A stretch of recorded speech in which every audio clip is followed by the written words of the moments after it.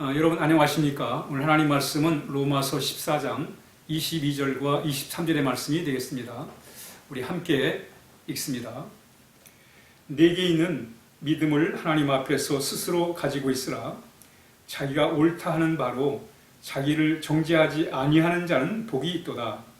의심하고 먹는 자는 정죄되었나니 이는 믿음을 따라 하지 아니하였기 때문이라.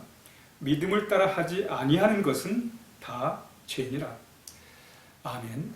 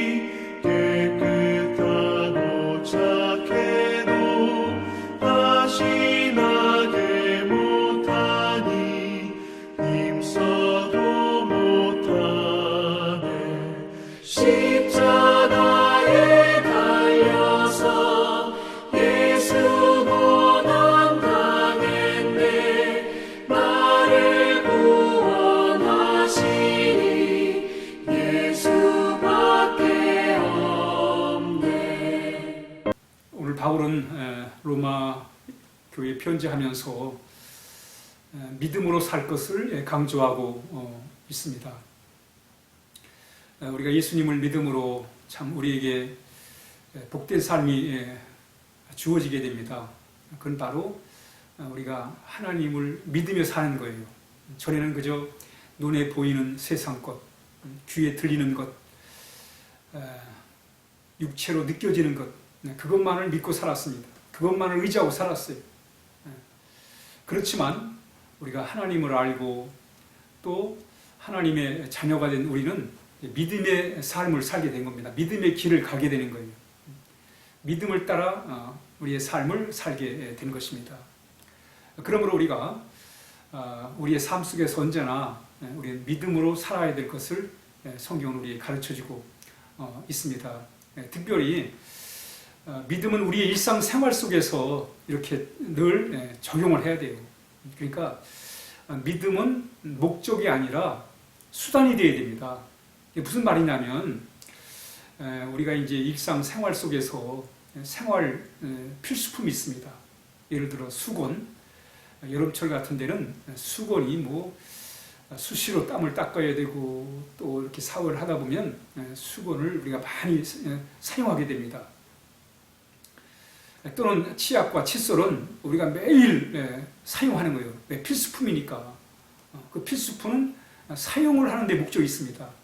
매일 수시로 사용을 하는 거예요. 왜? 필수품이니까. 그러나 우리 벽에다가 이렇게 걸어놓은 사진들, 그런 아주 고급스러운 사진들, 뭐 여러 사진이 있지 않습니까? 그 사진들은 우리 일상생활에서 매일 활용하지 않아요. 그냥 걸어놓고 보는 거예요. 보관하는 거예요. 그것을 우리는 필수품이라고 말하지 않습니다. 그냥 보관하는 거예요. 믿음은 우리의 마음에 보관하는 게 아닙니다. 믿음은 필수품이기 때문에 늘 활용을 해야 돼요. 우리의 삶 가운데 늘 믿음을 활용해야 됩니다. 그러니까 믿음이 좋다 나쁘다, 믿음이 있다 없다 우리 그렇게 말할 게 아니에요. 정말 우리가 믿음으로 사는가, 믿음을 활용하며 사는가, 믿음을 참 필수품처럼 일상생활용품처럼 활용하며 살아가는가, 그게 중요한 거예요. 우리는 늘 매사에 믿음으로 살아야 돼요. 믿음을 활용하면서. 왜? 믿음은 수단이니까. 수단은 뭐예요? 그 믿음을 통해서 우리는 이 세상을 살아가는 하나의 방법이기 때문에 그렇단 말이죠. 여러분, 한 번은 블레셋의 골리앗이 이스라엘을 침략해 왔습니다. 이때 이스라엘의 그 사울 왕이나 또 장수들은 그를 상대할 수가 없었습니다. 그런데 이 골리앗이 말이죠, 이스라엘 백성을 향해서 말이에요, 모욕을 하고 하나님을 모욕하는 거예요. 이 모욕을 다윗이 듣습니다. 이때 이 다윗이 사울 왕에게 저 골리앗을 내가 상대하겠다고, 싸우겠다고 얘기를 해요. 그랬더니 이 사울 왕이 뭐라고 그러냐면, 너는 아직 어리다. 그리고 이 골리앗은 장수이기 때문에 너는 그를 상대할 수 없다고 얘기를 해요. 안 된다는 거예요. 이때 이 다윗이 아니다, 하나님이 도와주시면 나는 골리앗을 상대할 수 있다는 거예요.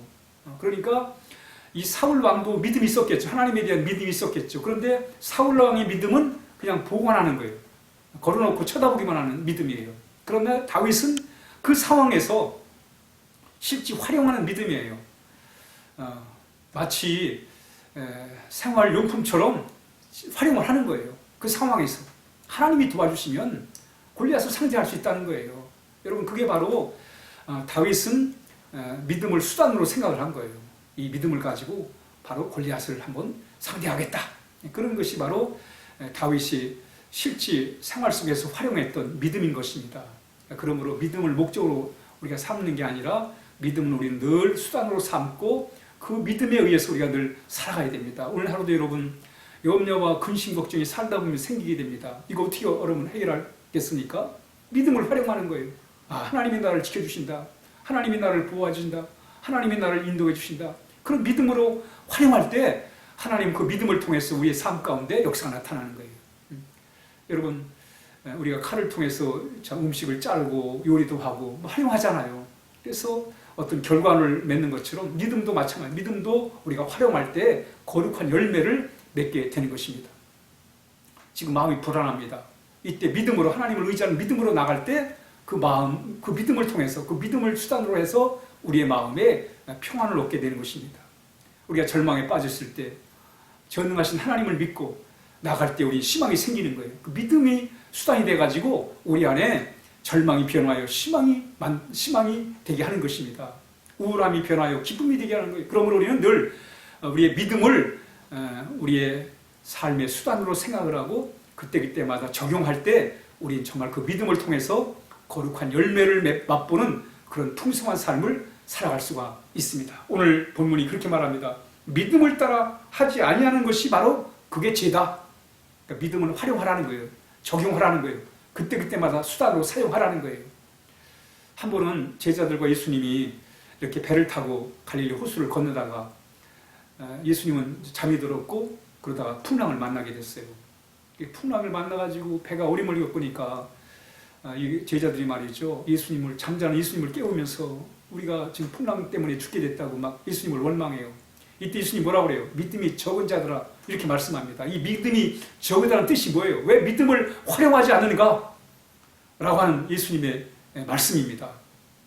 그 불안한 상황에서 믿음을 활용하라는 거예요. 하나님을 믿고 예수님이 함께 하심을 믿고 그 믿음을 활용할 때 그 불안으로부터 벗어날 수 있음을 이렇게 말씀하고 있는 것입니다. 오늘 하루를 살아가면서 믿음을 우리의 삶 가운데 잘 활용해서 오늘 하루도 참 아름다운 믿음을 통한 열매를 맺는 그런 하루를 살아야 하겠습니다. 우리 함께 기도하겠습니다. 하나님 아버지, 감사합니다. 오늘도 믿음을 통해서 이 어려움들을 잘 이겨나갈 수 있도록 도와주시고 믿음을 목적으로 삼는 게 아니라 수단으로 삼아서 그래서 그 믿음을 우리의 삶 가운데 날 적용함으로 말미암아 복된 삶을 살게 하여 주옵소서. 예수님의 이름으로 기도하옵나이다. 아멘.